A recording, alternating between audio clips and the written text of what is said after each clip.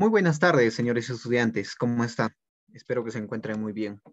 Bueno, de antemano agradecer a la Cámara Peruana de Comercio Exterior, a los amigos de CAMEX, por hacer posible una vez más la realización de nuestro curso sobre economía para no economistas. ¿Ok? Bueno, deseo presentarme. Soy el economista Carlos Hualpa, quien docente a cargo prácticamente de esta materia que ya venimos desarrollando durante todo el mes. ¿Ya? Bueno, el tema que el día de hoy vamos a abordar estrictamente toca algunas pautas importantes para el análisis que nosotros vayamos a tener acerca de la economía, o por lo menos tener una percepción a grandes rasgos sobre la economía, ¿no? Y para este caso vamos a prácticamente empezar hablando un poco acerca de los ciclos económicos, ¿ya? ¿Qué son los ciclos económicos? ¿Cómo es que se genera? ¿Cómo podemos dar lectura acerca de los ciclos económicos y demás? ¿Perfecto? Pero, por favor, nuevamente voy a suplicarles de que vamos a tener que considerar algunos aspectos importantes para poder entender de mejor manera el ciclo económico, ¿ya? Consideramos algunos puntos de la última sección. Se había hablado acerca del modelo de la oferta agregada y demanda agregada, ¿no es cierto? El modelo OADA. Ahí lo que nos interesa principalmente es nuevamente recordar que el modelo de la oferta y demanda agregada, ¿no? Específicamente las curvas que cada una de ellas establece, ¿no? Determinan en conjunto, para este caso, el análisis de las fluctuaciones económicas. Y cuando nosotros hablamos acerca de las fluctuaciones económicas, les había comentado que estas fluctuaciones económicas se pueden representar gráficamente, ¿no es cierto? Y esta representación gráfica nosotros lo podemos visualizar a través de este modelo. En este modelo es importante considerar, por favor, que este modelo está representado para la oferta agregada a corto plazo. ¿Ok? La diferencia de analizar a corto o largo plazo radica principalmente, si ustedes están atentos a las sesiones, en que para el largo plazo la oferta agregada, que sería esta línea roja, ¿no es cierto? Esta curva, va a estar, únicamente va a tener este tema o va a presentar esta inclinación. Porque la oferta agregada a largo plazo determina, ¿no? Una columna. Imagínense que por acá tendría que estar una columna. Y esto representaría la oferta agregada a largo plazo.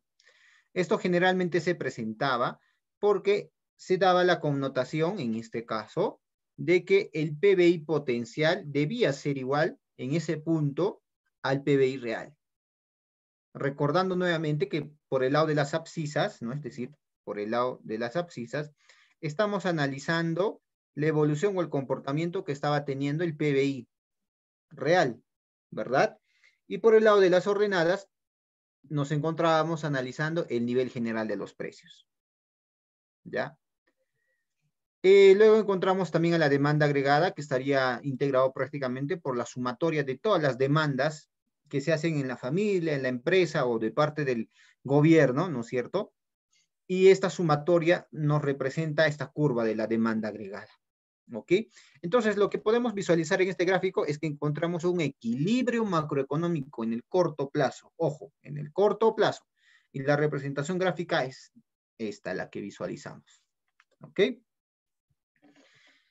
Otro aspecto importante a considerar es los motivos por los cuales se genera el tema del desplazamiento de la curva de la oferta agregada en el corto plazo, ¿ya? Habíamos identificado y les había explicado un poco que digamos, estos desplazamientos, ya sea a la derecha o hacia la izquierda de parte de la oferta agregada o de la demanda agregada, generalmente se van a suscitar en escenarios que en economía los llamamos como los shock, ¿no? Sea shock en la oferta, shock en la demanda, teniendo también la connotación de su efecto o de su repercusión, y a la cual lo catalogamos como positiva o como negativa. Este ejemplo les había citado que hacía referencia a una estanflación. Una estanflación digamos, así para entender en términos simples, es una situación en la cual la economía llega a no crecer, es decir, se estanca totalmente su economía. Y no solo eso, sino a la par que se estanca, está generando más desempleo. ¿Ya? Entonces, una estanflación más o menos es ese escenario. Pero también podemos analizar que la estanflación, para este caso, imaginemos, va a ser la combinación de la inflación, que recordemos la inflación que era el nivel de variación del precio, pero para hacer inflación, esta variación era pues muy significativa o muy alta. Y lo otro, y la caída en el producto agregado. ¿No es cierto? Así que la economía no estaba creciendo, al contrario, estaba de repente reduciendo totalmente hasta tener un carácter negativo. Pero estos temas ya le hemos analizado el día de ayer. Simplemente les traigo a pie para que podamos nuevamente recordar aspectos de la oferta y de la demanda agregada.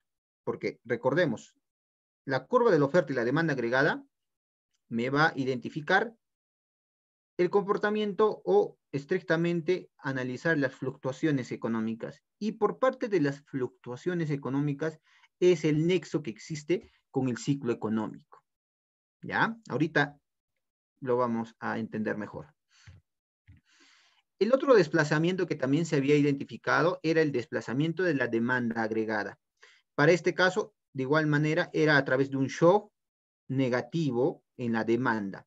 Entendamos de que más allá de un shock, ¿no es cierto? ¿Cuáles serían las causas para que se suscitase un shock? Habíamos hablado, puede ser el tema de repente de algún desastre natural, ¿no? Que haga de que los productores, ¿no? Bien no tengan, pues, digamos, toda la producción adecuada, ¿no? O gran parte del sector productivo prácticamente se veía totalmente afectado, ¿no? Eso puede ser un shock en la oferta. Pero un shock en la demanda también tiene que, digamos, en este caso negativo, tiene que ir mucho también con el tema de los precios de los insumos. Es decir, perdón, es decir, estrictamente, lo que se analiza acá es a través de qué eventuales sucesos se pueden ocasionar un shock en la demanda. Así que menos personas tengan esta posibilidad de poder demandar en el mercado. Existen muchos ejemplos, ¿ya? Simplemente ustedes pueden ir al buscador y poner shock en la demanda, shock en la oferta. Ahí les van a describir todas, digamos, todos los ejemplos o casos por los cuales se pueden desarrollar, ¿ya? Y esto, por ejemplo, es un desplazamiento ya también de la demanda agregada hacia la derecha. Esto era obviamente un shock positivo. Ejemplo, de repente acá puede verse el tema de la tecnología, por ejemplo, ¿no? ¿El incremento de la tecnología puede ayudar a crear shock? Claro que sí, porque al momento de que exista más tecnología por parte del ofertante, de los productores, imagínense, les van a permitir reducir su precio.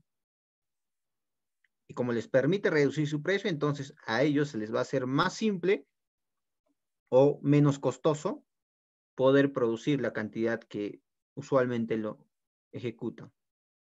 ¿No es cierto? Y bueno, señores estudiantes, ahora sí entramos de lleno a analizar, ¿no?, que estas variaciones de la demanda y de la oferta agregada, así como de hace dos sesiones que habíamos analizado acerca de la curva ISLM, el cual analizaba la convergencia entre el mercado de bienes y mercado de dinero, ¿verdad? Van a podernos ayudar a entender, ¿no?, de manera muy sencilla acerca de los ciclos económicos. Es fundamental considerar que el ciclo económico, ¿no?, va a ser la oscilación en este caso, ¿no?, de la evolución que se vaya a generar la economía a través de temas de la producción, temas de ingreso o de empleo.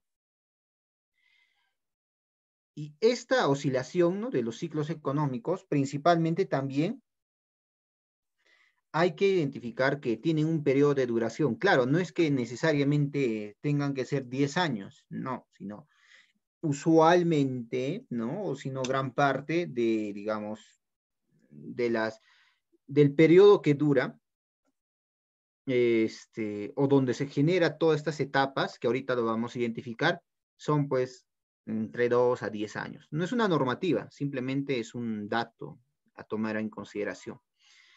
Y ya desde la anterior semana, ¿no? Desde que les había comentado un poco acerca de por qué la economía hoy en día aplica mucha matemática, muchos modelos para poder entender el comportamiento humano. Eso les había comentado de que surge mucho de repente desde los escritos desarrollados por Keynes, ¿no? Keynes es un economista, el cual ha tenido, de igual manera, así como muchos otros, ha tenido mucha trascendencia respecto a la ciencia económica, sus teorías, sus leyes y demás. De repente, ya con el pasar del tiempo, ha habido otros economistas quienes han tratado de establecer la aplicación de la matemática para poder predecir sobre todo, ¿no? El comportamiento del ser humano.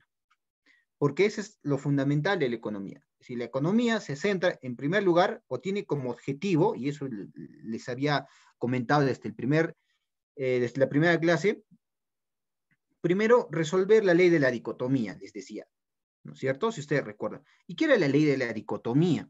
Bueno, la ley de la dicotomía prácticamente hacía referencia a que existían necesidades ilimitadas, ¿no? Frente a recursos escasos. Ejemplos, existen miles de ejemplos. Partimos desde un simple hecho que digamos, el día de hoy, todos nosotros, ¿no es cierto? Tenemos alguna necesidad, imaginemos, ¿no? De viajar, de salir de casa, pero tenemos recursos escasos, es decir, ya sea no necesariamente al tema monetario, hacemos referencia con respecto al tema de recursos, sino a cómo es que se genera esa comida, ¿no? O cómo es que se genera esa tecnología utilizando qué materiales, no es que son infinitos, sino son escasos. O por último caso es el tema del tiempo, por ejemplo. ¿Nosotros tenemos un periodo de vida en promedio? Claro que sí. No es que alguien de nosotros va a vivir 200 años, 300 años, ¿no es cierto? Entonces, este periodo, ¿no? O este elemento que lo vamos a considerar como tiempo, prácticamente estaría determinado como un recurso escaso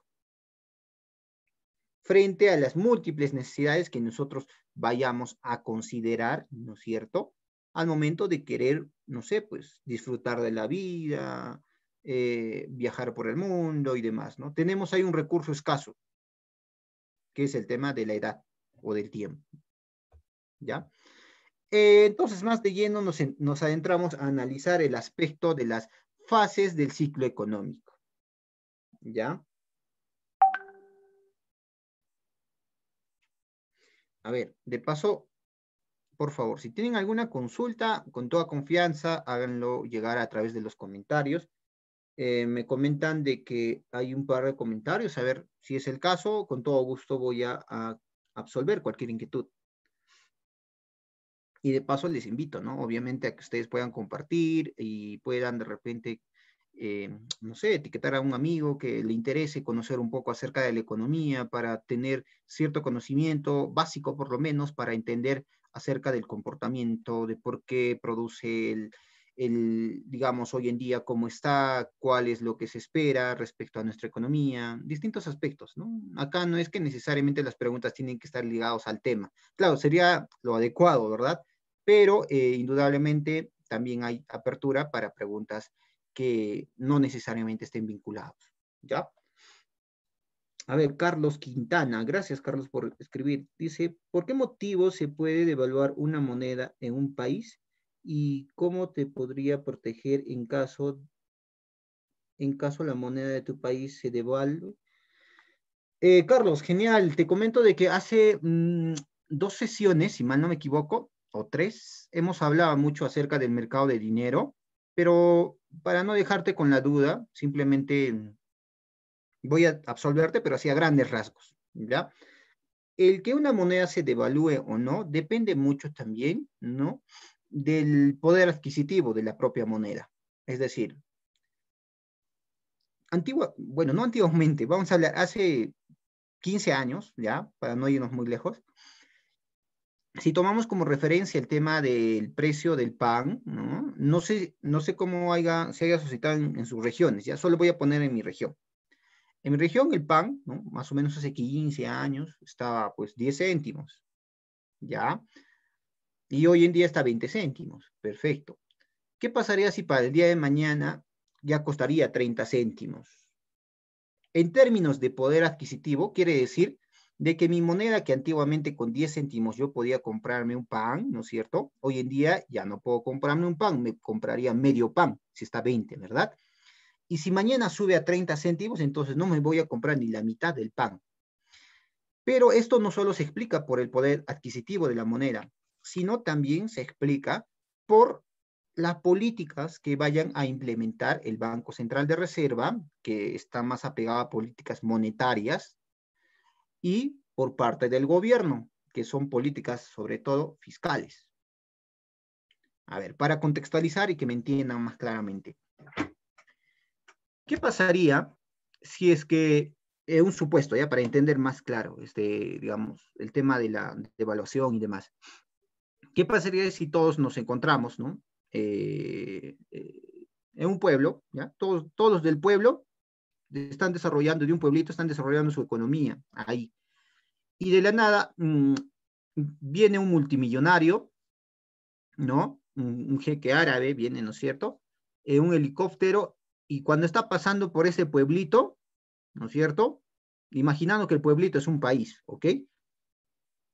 Así de la nada empieza a derrochar millones y millones de dólares. Así, empieza a tirar del avión dinero. Esto, lógicamente, va a ocasionar un impacto grande en la economía de ese pueblo, porque se está generando riqueza sin una contraprestación al crecimiento de su producción. Es decir, tú el día de hoy, imaginemos, en ese pueblito tenías 100 soles, pero como ha habido alguien que ha lanzado dinero o ha emitido dinero o ha generado dinero sin contraprestación a que tu economía crezca, entonces de la noche a la mañana tú ya no tienes 100 soles, sino imagínate, ya tienes 1.000.000 de soles. Así, de la noche a la mañana. Entonces, en un corto plazo, de hecho, que tú, como vas a tener más dinero, ¿qué vas a hacer con ese dinero? Saldrás a gastar, ¿no es cierto? Vas a salir a gastar, de repente las bodeguitas hay en el pueblo, ¿no es cierto? Vas a salir y vas a decirle, por favor, véndame pan o véndame tales cosas. Y de hecho, que el hecho de generar riqueza sin contraprestación al crecimiento de la producción, a la larga va a ser de que la señora, imagínate de la bodega, ¿no es cierto? Se va a dar cuenta que como no te ha costado nada conseguir ese dinero, ¿no es cierto? Entonces, de la noche a la mañana ella también va a decir, este pan ya no lo voy a vender a 20 céntimos, lo voy a vender a un sol, porque veo que hay mucha plata, ¿no es cierto? Hay mucha plata y la economía sigue tal cual. Ah, perfecto, entonces como está tal cual y solo ha crecido en términos de efectivo, te va a decir, está un sol. Pero como tú tienes 1.000.000, ¿no es cierto? Y ese millón no te ha costado nada, ni un esfuerzo, ni has tenido que producir algo. Entonces, para ti te va a ser indiferente y vas a decir, ah, perfecto. Ah, si es posible ya, quédese con el vuelto, ya le vas a decir. Y así, imagínate que el efecto que ocasiona esa bodeguita también va a copiar otra bodega, y la otra, y la otra, y la otra, y la otra, y la otra, así, como en cadena. Entonces, tu poder adquisitivo de tu moneda, poco a poco va a perder, porque estamos viendo, ojo, que en todo tipo de mercado siempre va a haber ofertantes y demandantes. ¿Qué pasa? Siempre pongo este ejemplo, el tema de la sandía, por ejemplo, ¿no? Cuando es la temporada de la sandía, ¿qué pasa con el precio de la sandía? ¿Es alto o es bajo? Es bajo. ¿Por qué? Porque existen muchas ofertantes que están ofreciendo sandías.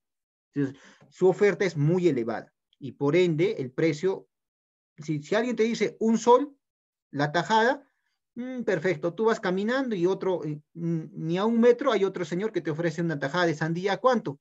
A 80 céntimos. o a 50 céntimos, ¿no es cierto? Entonces, como es su temporada y existen muchos productores o muchos ofertantes, entonces el precio tiende a caerse desde tu posición como demandante. Pero, ¿qué pasa cuando no es la temporada de sandía? En primer lugar, es escaso la sandía, pero si tú quieres conseguir sí o sí una sandía, el único, digamos, ofertante que ese rato está vendiendo en el mercado, obviamente, pues no lo va a vender a un sol la tajada, muy posiblemente lo va a vender a 2 soles, porque es escaso, ¿ya? Así como el ejemplo de la sandía, ¿no es cierto? Imagínate que es el dinero, ¿ya?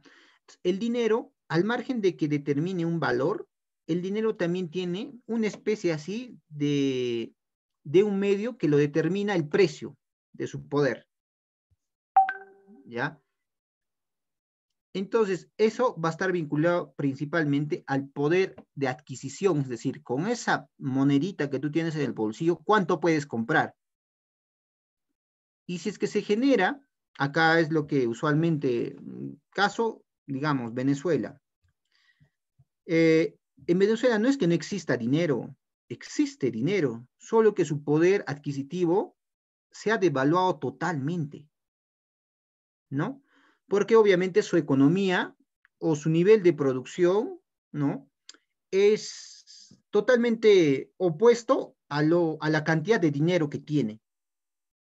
¿Ya? No existe contraprestación o justificación. Y por ende, entonces las demás economías ven eso y simplemente ¿qué hacen?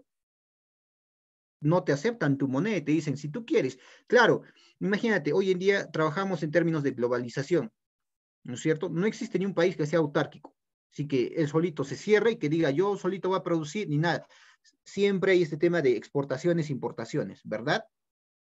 Entonces, ¿qué pasa si es que un país, ¿no? Que no ha crecido, su economía se ha estancado totalmente y es más, de repente ya tiene, digamos, términos decrecientes de su economía, pero el país está queriendo, digamos, para que su población no sienta esos rezagos, ¿qué hace? Entonces genera más dinero y empieza a dar bonos, por ejemplo, o regala, este, por eso, digamos, ¿no? De repente el ejemplo no va a estar tan apegado, pero para darles una idea, cuando se ha discutido acá el tema del bono universal, el asunto era no solo hablar acerca del bono, sino ver cuál iba a ser la repercusión.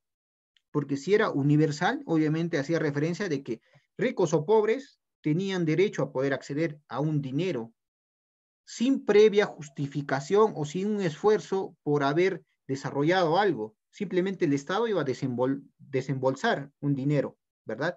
¿Qué hubiera pasado en la economía si a todo el peruano, de todas las edades, sea niño, joven, adulto mayor, ya de repente entrando a la vejez, yo qué sé, a todos se les daba dinero? Ser el ejemplo del helicóptero que te comentaba. El Estado daba más dinero a la población, supuestamente para que ellos tengan mayor dinero y puedan comprarse las cosas, ¿verdad? Pero eso de repente se suscita en un corto plazo. En un mediano o largo plazo, lo que genera es que ese dinero, como lo has conseguido sin previa justificación, entonces esto a la par va a llegar a términos de la inflación. De existir dinero, existe y de más. Existe dinero de más, tanto así que la economía llega a un punto y identifica pues de que no hay lógica entre lo que posees y lo que has generado. Entonces, en Venezuela se suscita ese escenario, ¿cierto? En donde ellos tienen dinero, perfecto, pero, digamos, su moneda no va pues a la par al progreso económico. Y por ende, las demás economías que prefieren, entonces dice, ah, perfecto, tú quieres, digamos, comprarme, imaginemos, ya maquinaria, ya, pero me tienes que pagar en otra moneda, no en tu moneda. ¿Por qué? Porque si tu moneda yo lo llevo a mi país y lo hago cambiar, el tipo de cambio es totalmente bajo. No tiene el mismo poder adquisitivo. Entonces yo prefiero que me pagues en otra moneda. Y poco a poco así, a mediado o largo plazo, tu poder adquisitivo de la moneda va perdiendo. ¿Y cómo haría para el tema, como tú me comentabas, para proteger la moneda? Fácil, simplemente para eso existe el Banco Central de Reserva. El Banco Central de Reserva lo que hace principalmente, todos sabemos que de repente la divisa más cotizada en el mundo es el dólar. Y no es que simplemente porque todos han dicho es el dólar y punto, no, sino porque el dólar tiene un respaldo, esa moneda tiene un respaldo que viene a ser la primera potencia económica del mundo, que es Estados Unidos. ¿No es cierto? No es que acá, imaginemos, salga algún otro país, imaginemos, inventamos un país y decimos, la nueva moneda a nivel mundial va a ser esta moneda. Nadie te va a aceptar, porque no tienes un respaldo en tu economía. Y es por eso que de repente, principalmente, Estados Unidos tiene esa capacidad de utilizar su moneda como una divisa general. Entonces, ¿qué pasa en nuestra economía respecto al tema del dólar con el sol? O de repente, ¿por qué sube el tipo de cambio? ¿O por qué baja el tipo de cambio? ¿No? Porque está subiendo y luego al día siguiente está bajando ya también. ¿Por qué se da eso? Porque todo tiene que estar influenciado por el mercado. El ejemplo que te puse de las sandillas, reemplázalo por una moneda. Imagínate por el sol, por nuestra moneda. Entonces, cuando habíamos analizado un poco la clase, ¿no?, acerca del mercado de dinero, se había hablado de que la moneda tenía que a la vez no ser escaso, ni tampoco que exista mucha moneda en el mercado. ¿Qué pasa si es que de repente, imagínense, el dólar, ¿ya? Existe mucho dólar en el mercado, es decir, hay más personas que poseen muchos dólares. Así como en el ejemplo de las sandías que les decía, como hay muchas personas que están ofreciendo sandías, entonces el precio de la sandía tendía a bajar, ¿verdad? Porque había mucha sandía en el mercado. Entonces, de igual manera, si es que hay mucho dólar en la economía, el tipo de cambio, ¿no? En este caso, va a tender también a bajar. Es decir, nuestra moneda se va a apreciar. Es decir, con menos soles tú vas a poder conseguir más dólares. O por el otro lado, con menos plata tú vas a comprar más sandías, ¿verdad? Copiando ese ejemplo. Entonces, ¿qué hace el Banco Central de Reserva? El Banco Central de Reserva simplemente sale al mercado con soles y sale a comprar dólares, compra dólares, ¿no? Así como, imagínate, existen digamos, una fábrica o una asociación general de productores de sandía, y para que el precio de la sandía no se tienda hasta, de repente, hasta que cueste 10 céntimos la tajada, como existen muchos ofertantes, lo que hace esta asociación, imagínate, de productores de sandía, sale al mercado y dice, mejor hay que comprar nosotros la sandía, y luego poco a poquito ya vamos ahí distribuyendo para que no exista mucha sandía en el mercado y el precio no se tienda a bajar. Entonces, esta asociación de productores de sandías sale, ¿no es cierto? Y compra, digamos, las sandías. Y de igual manera, el Banco Central de Reserva lo que hace para que el precio del dólar no tienda hasta abajo, lo que hace es salir al mercado con soles y compra dólares, ¿ok? Compra dólares para que el exceso de dólar que existe en la economía, que estaba ocasionando que el tipo de cambio tienda hacia abajo, ¿verdad? En un momento dado, nuevamente busque el equilibrio. Entonces, exista la cantidad de dólar adecuado. Y de igual manera, por el otro lado, si es que existen muchos soles en la economía, entonces, ¿qué hace el Banco Central de Reserva? Sale y vende dólares, ¿no es cierto? Y a cambio del dólar recibe soles. ¿Ya? Espero haberte ayudado a entender un poco acerca de estos temas. Ya, perfecto. A ver, entonces regresamos a nuestro tema. Estábamos desviándonos un poco. Acerca de las fases del ciclo económico, hay que entender bien claro que, digamos, vamos a repartir o dividir en dos grandes columnas. La primera tiene que estar relacionado con la etapa de la recesión. Y cuando hablamos acerca de recesión, por simple lógica podemos deducir de que se refiere a una etapa de cerrar sesión, ¿no es cierto? Recesión. Generalmente esta etapa está enmarcada desde una etapa de cima a la que se le conoce, ¿no? De repente acá de frente vamos a hablar. Se caracteriza, perdón, el ciclo económico por presentar 4 etapas. La primera, que es la cima, ¿ya? Luego sigue una recesión. Acá voy a utilizar un punterito de paso. Sigue la recesión o la contracción y llega a un fondo o valle. Luego del valle sigue una expansión o recuperación y llega nuevamente a una nueva etapa de cima. Cuando nosotros, imaginemos, ¿no? Nos encontrábamos creciendo a un PBI más alto, que creo llegamos a tener un 8 o 10% de crecimiento del PBI, ¿no es cierto? Era como que nos encontramos en el óptimo, ¿ya? Si nuestra economía está, pues, totalmente buena, faltaban cosas que mejorar, claro que sí, pero, digamos, a comparación de los demás años, estábamos en una etapa adecuada. Pero, ¿qué pasó? Por diferentes, digamos, fenómenos económicos, sociales, políticos, lo que fuera, siempre las economías van a estar en este vaivén, sube y baja, esta montaña rusa. Por diferentes secuelas, imagínate, fenómeno del Niño, la región de la costa norte no produzca nada, su economía totalmente se estanque. Entonces, mal o bien, esto hace de que la economía, poquito a poquito, ¿no? Empiece a bajar dentro del ciclo económico. Y esta etapa es lo que se le conoce como una recesión. Aquí podemos ver de repente el cierre de empresas, el incremento del desempleo.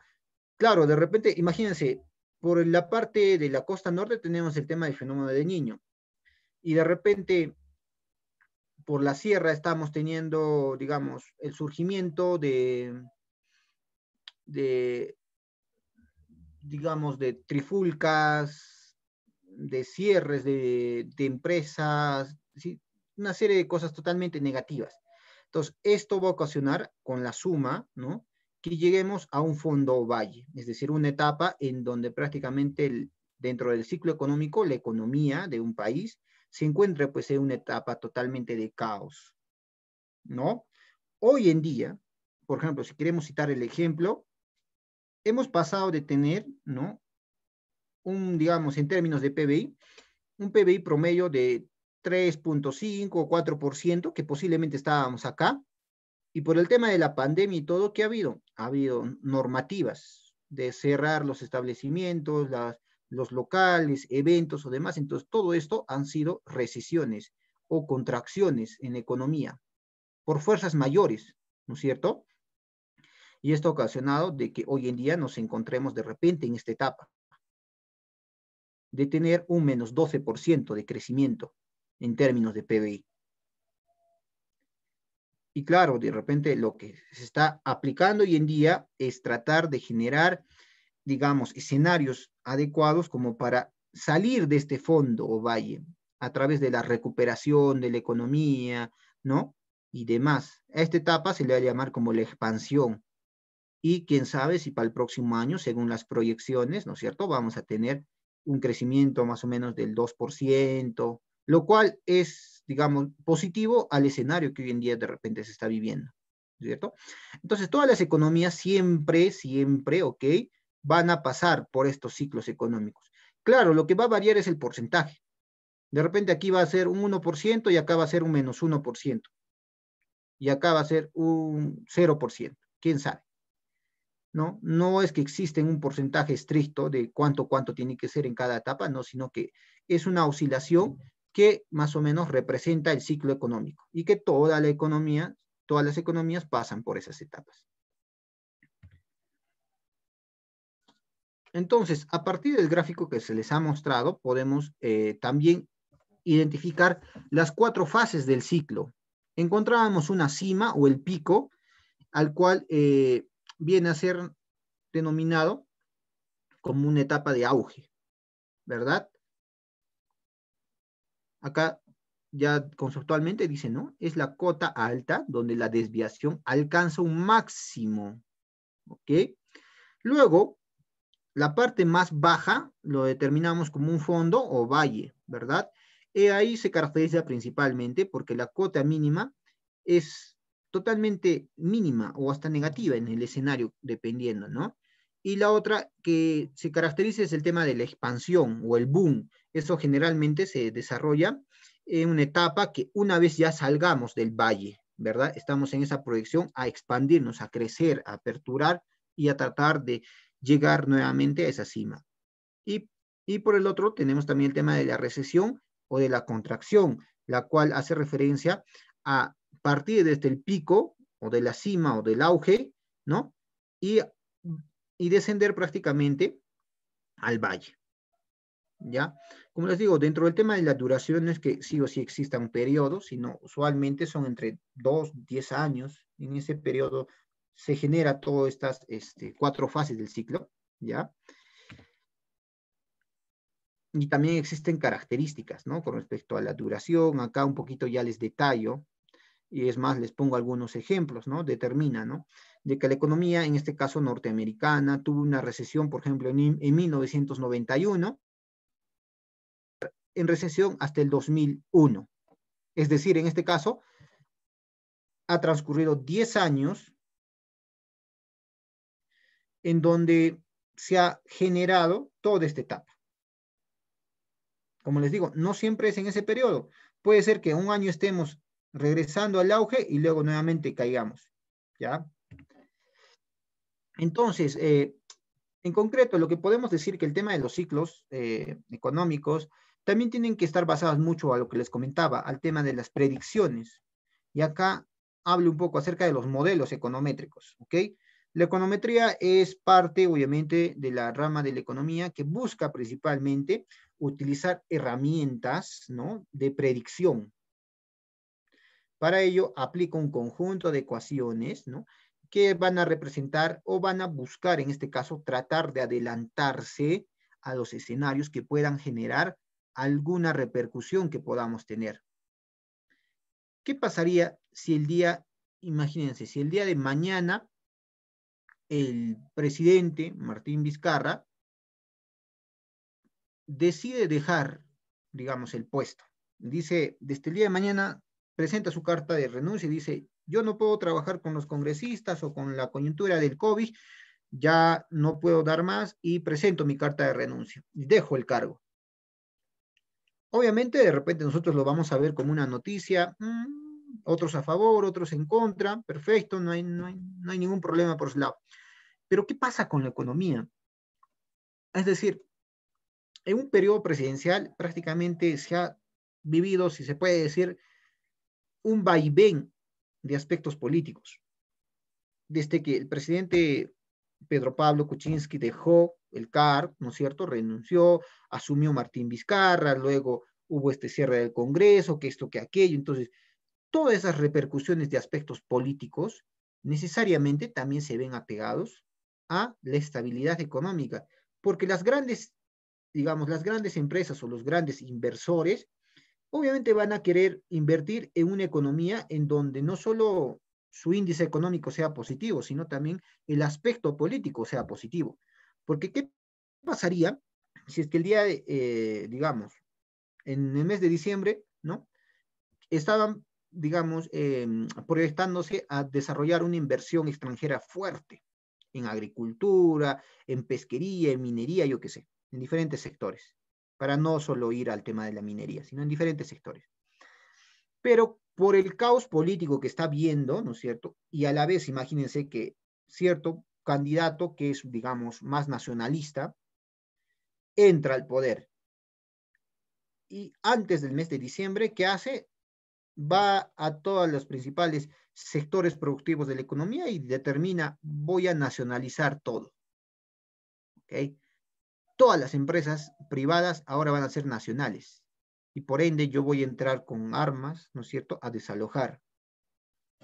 ¿Ustedes creen que ese escenario para estos inversores extranjeros va a ser el más adecuado para que en el mes de diciembre desarrollen toda su inversión? Sería algo ilógico. Entonces, esto lo pongo como ejemplo principalmente para determinar que estos modelos econométricos lo que buscan principalmente es siempre predecir, adelantarse ante posibles escenarios que se puedan generar por las especulaciones, por lo vivido actualmente o por lo demás. Y es por eso que la economía usualmente emplea modelos matemáticos. En concreto, cuando hablamos acerca del ciclo económico, ¿no? Podemos deducir en este caso que el ciclo económico puede medirse como la desviación respecto a la tasa de crecimiento medio o tendencial de una economía. Aquí lo que les muestro es de igual manera una ecuación, ¿no es cierto? En donde nosotros lo que hacemos principalmente es esta y sub n va a ser la tasa de crecimiento tendencial. Va a ser igual a el periodo de tiempo que se está analizando, base, ¿no es cierto?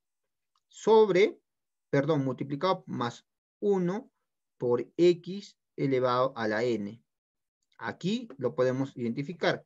Y sub 0 representa el valor de la variable en el año inicial, ¿ya?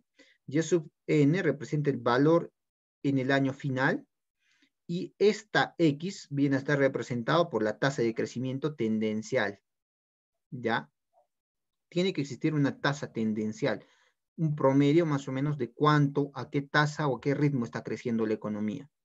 Sea positiva o sea negativa, eso no repercute. Entonces, una vez que nosotros tenemos, ¿no?, el año, imagínense, acá tenemos desde el año 0 hasta el año 13, estoy poniendo un ejemplo nada más, y a la vez también tenemos la producción real. ¿Cuánto es lo que se está produciendo? En el año 0 se produce 100, en el primer año 103, como para poner simplemente un ejemplo, y así sucesivamente. Lo que vemos es que tienen una tendencia a crecer la producción real, ¿no es cierto? A mayor número de años, el producto real crece. Si nosotros empezamos a disgregar y sacar acerca de la tasa anual, la tasa de crecimiento anual, nos sale que es de 2.5. ¿Ya? La tasa media tendencial también, imaginemos que para este caso es constante. Es la tendencia de crecimiento, ¿no es cierto? Es del 4%. Ojo, todo esto lo estamos reemplazando en esta pequeña ecuacióncita que les he dejado. Ustedes ya con mayor calma lo hacen en sus casas. Pero lo que nos interesa principalmente de este ejemplo, ¿no?, es el tema de la desviación. ¿Qué quiere decir? ¿Cuánto es la evolución que se ha suscitado principalmente, ¿no es cierto?, de un periodo a otro? Es decir, ¿cuánto es el crecimiento que está generándose anualmente? Eso me representa la desviación, ¿ya? Y acá lo podemos representar a través de un gráfico, el cual es una fase del ciclo económico. Si ustedes visualizan, el simple ejemplo que he puesto nos permite nuevamente encontrar esta fase del ciclo económico. Identificamos por la parte, digamos, más baja. Acá también es una parte baja, pero la más baja es esta, ¿verdad? Está llegando casi al menos 3%. ¿Ya? Esto estaría generándose más o menos en el año 2, dice. A ver, revisamos. En el año 2, casi al menos 3%. Año 2, perfecto. Aquí está el año 2. Identificamos que es menos 2.5%. ¿Es la tasa más baja? Si revisamos, sí, ¿verdad? Es la tasa más baja. Entonces estamos representándolo, perdón, aquí. Y luego de ahí, progresivamente empieza a subir, ¿no es cierto? Ya, menos 2, menos 1, ya estamos en 0, 0.5, 1, 3, 2, ajá, acá nos encontramos nuevamente que el 3.1, digamos, es la tasa de crecimiento más elevado que se está presentando en el año 8. A ver, vamos a ver si es verdad. Aquí estamos viendo el tema de la expansión, ¿no es cierto? Es como que la economía está creciendo, está tratando de resurgir, ¿no? Aquí, y nos encontramos por el lado de las abscisas. Ojo, esto representa el periodo, ¿no?, el tiempo. Nos dice que el año 8 crece a un 3%. Ah, perfecto. Entonces aquí nos encontramos con el 3%. Esto representaría el pico o el auge, ¿no es cierto? Digamos, la parte más elevada. que ojo, como les digo, no necesariamente tiene que ser más de 10 o llegar a 20, no, sino es la parte más elevada. Y luego, por temas coyunturales o demás, vemos que ya también existe una recesión o una contracción. ¿Qué quiere decir? Que acá ha pasado algún fenómeno o algo, entonces las empresas han dejado de contratar, han cerrado, hay mayor desempleo. De repente, imagínense, ¿no? No es que lo desee, imagínense que nuevamente aparezca Sendero Luminoso, estemos por esta etapa. La economía ahorita o la política está en crisis, por este tema aparece un grupo subversivo, empieza a tomar las armas, empieza a posicionarse en ciertas regiones, empieza a votar a las empresas, a cerrar las empresas, la gente se escapa, ¿no es cierto? Entonces, imagínense, digamos, los escenarios más negativos, ¿ya? O simplemente, como nos ha demostrado el tema de la pandemia, aparece una nueva pandemia o hay un rebrote.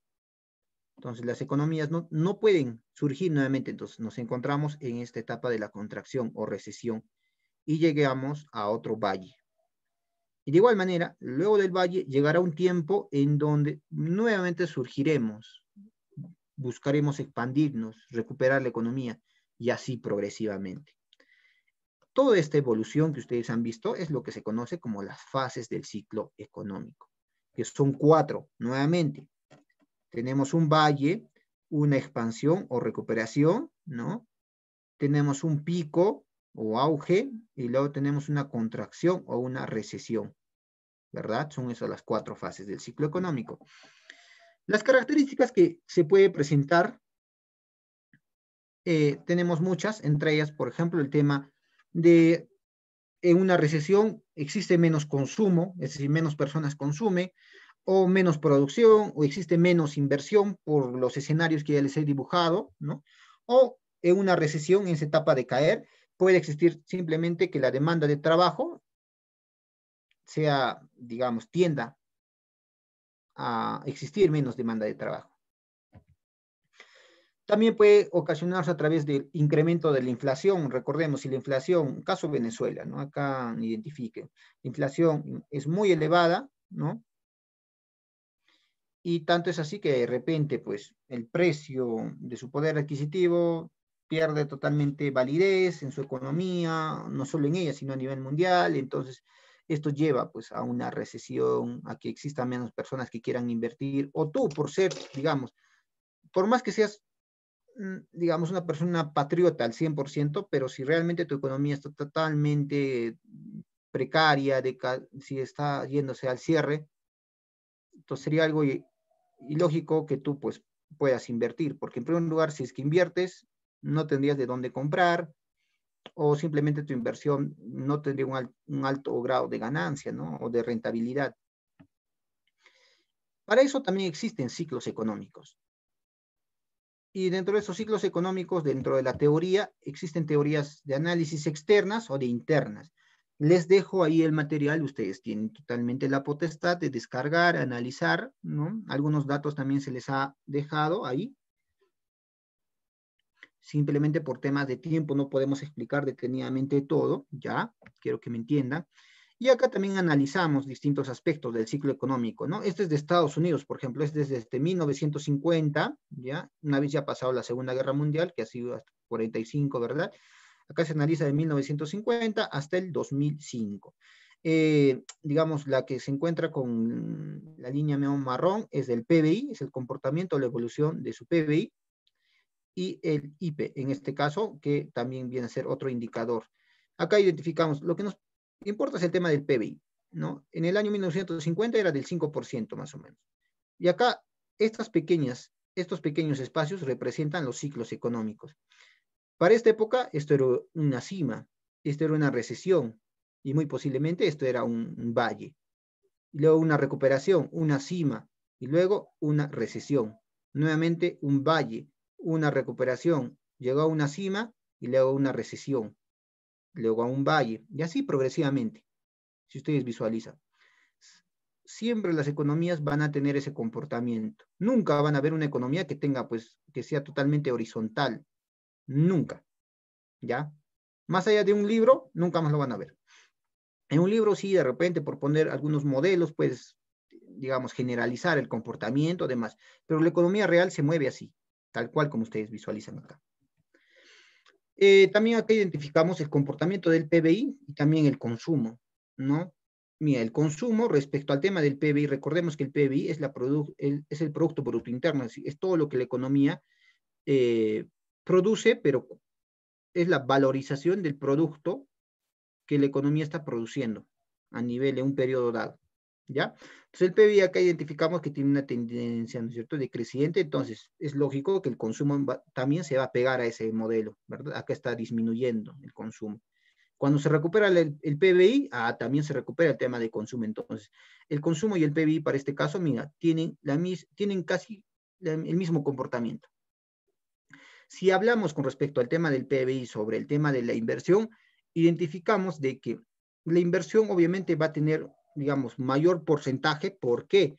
Porque generalmente en esos periodos es donde se ha tenido que desarrollar un mayor porcentaje de inversión, sea público, privado directamente, para que la economía, ¿no?, tenga un crecimiento. Es decir, acá, por ejemplo, sobrepasa el 30% del tema de la inversión, y si esto lo vemos traducido en el PBI, tiene un crecimiento. Cuando la inversión ha disminuido, el PBI también ha disminuido. Y así, es decir, ambos están totalmente concadenados, ¿no es cierto?